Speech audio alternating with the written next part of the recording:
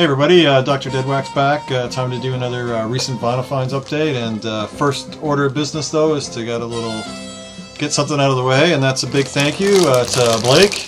That is just a beautiful sight, isn't it? Head down to the States yesterday and picked up a shipment of 5,000 of these that I ordered. Some are for Jeff and some are for Spud Boy, so we got to get that sorted and out of the way. But the rest of them, I'll be blinking the shit out of everything. And let me tell you, Jimmy no longer needs a jacket. Entropy is no longer trembling. And Katie ain't cold. Thanks, Blake. Awesome work. Alright, let's get to the recent vinyl finds. First up is John Mayall and Some Memorable Men, Back to the Roots. And this is a 2-record set on Polydor that came out in, I think, 1971. It also comes with a nice booklet that has all kinds of great photos and stuff in it, and little write-ups of all the players on the record and stuff. And so the concept behind this was Mayall knew he found a hell of a lot of great players, and lots of people had gone through his band, but they'd all gone on to do some pretty amazing things. So he contacted everybody and asked them if they'd come back and help him record an album like as a group. And those that did, those that wanted to, and those that could make the dates came back. And so this has got like different players on every song and stuff like that, and people like Sugarcane Harris, Eric Clapton, Larry Taylor, Paul Legas, John Mayall, of course, Johnny Almond, Harvey Mandel, Keith Hartley, Mick Taylor. It's just a hell of a lineup, and I don't remember if Glass Orchid touched on this one, but this is a good album, blues rock, good stuff. Next is Steely Dan, Countdown to Ecstasy. This is a first-ish US pressing. It's the first label. It's not an early plate. It's nothing special. It doesn't have sexy dead wax, but it's a clean play copy and an album I didn't have on vinyl, so that was good. Next is just a monster of an album, and this is Little Feat Waiting for Columbus, Little Feat Live. Holy shit, man, I heard this an MFSL of this, and I heard it on a great system, and I thought, wow, what a great system. Wow, what a great album. This is not the MFSL, this is a standard domestic US release. This is TML in the DeadwaX, which I mentioned before is the mastering lab, and I think it's Doug Sachs there. He really knows his shit, and he knows how to make a record sound right. And this record sounds massive. I think almost every pressing in the US is TML, so you're bound to find a good one pretty easily. If you can find it where in script, in cursive writing, written by hand, it says record 1 and record 2 as well in the DeadwaX. Apparently those are the earliest ones have that, and then later those weren't included. So if you can find it where it says record 1 and record 2, try and find this. This is like dollar bin material. I picked this up for $3, and everything I picked up today is $3. Did I say that already? I don't know. This is fucking huge. The soundscape on this record is massive. I was totally blown away by how good this sounds, and of course the music's really good. If you like that kind of southern, rockin' bluesy, Little Allman Brothersy, it's Little Feat, and George Lowell's still with the band, and great stuff. Great record. Check it out. Next is another CTI pickup. This is Wes Montgomery down here on the ground on CTI. White surround, so this is meant to be a jazz record.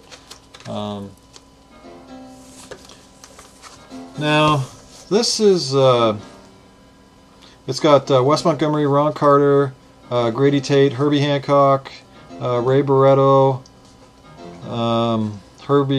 Hubert Laws again. This was recorded in 1967 and 68. This is a pretty good album. Some interesting covers.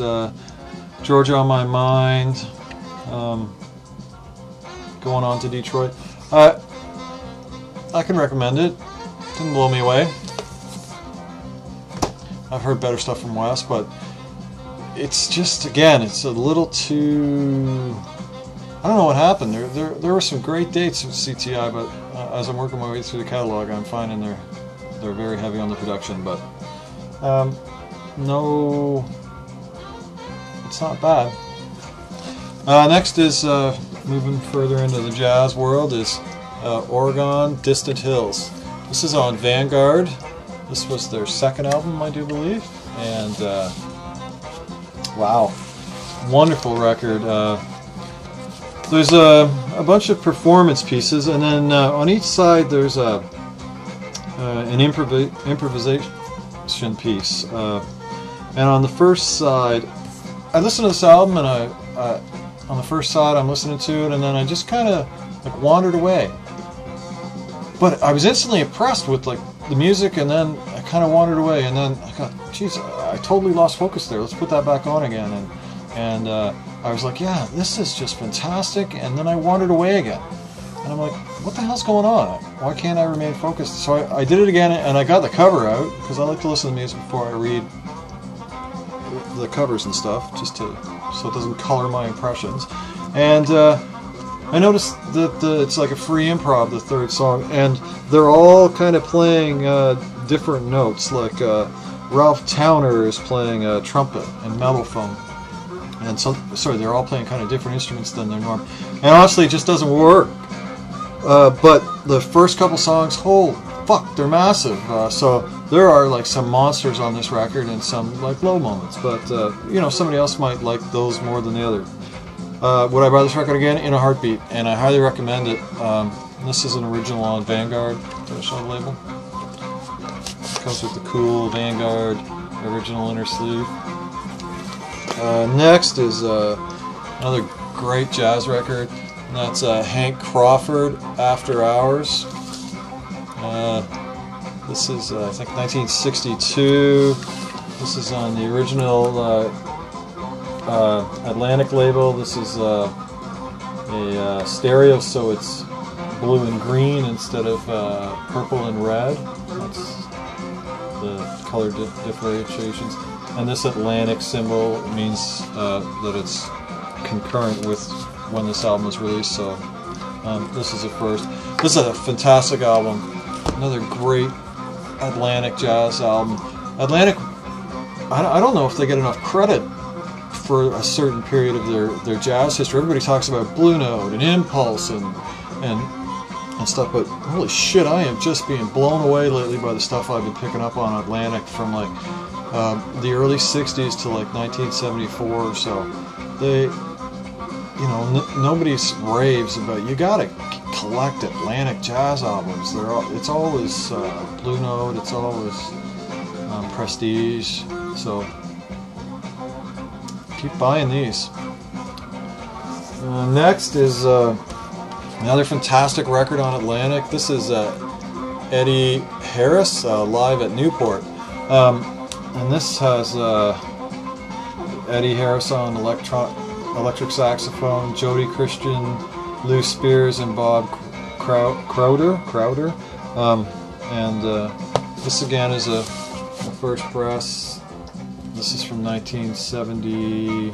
This was recorded in 1970, and I believe it was released in 71, so that's the appropriate label, I believe. And fantastic record, little kind of all over the place of the kind of stuff Eddie Harris was doing for a few years. Some of it's a little Afrocentric, some of it's more straight ahead jazz, some of it's off this next album that we're actually listening to right now.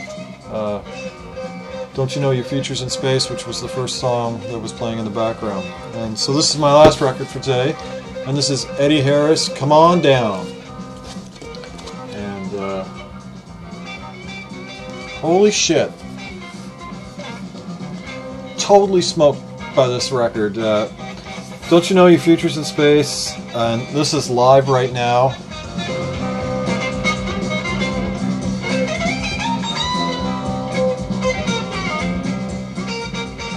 hear it playing in the background there. People on this record: Eddie Harris, Ira Sullivan on trumpet, Joe DiOrio on just one song, Jimmy O'Rourke and Cornell Dupree, who I've mentioned recently, guitars on all the other songs, including this. Billy Carter on organ, Dave Crawford on piano, Donald Duck Dunn on bass, Tubby Ziegler on drums. Hell of a lineup. And after I listened to this and I was totally blown away with it, I went on the net and did a little research, and apparently this is, there was a soul jazz thread going around a while ago, and this is considered one of the great soul jazz albums. I don't know if that's appropriate. I'm not a taxonomist, or I just can't. It's jazz. So Eddie Harris, Come On Down. This is again on Atlantic. This is just fantastic. So if you can see this record in your travels, pick it up. This is like a $7 or $8 record for an original pressing on eBay. It's just disgusting how cheap this record is. So that's it. Again, I want to thank Blake for doing such fantastic work on those sleeves.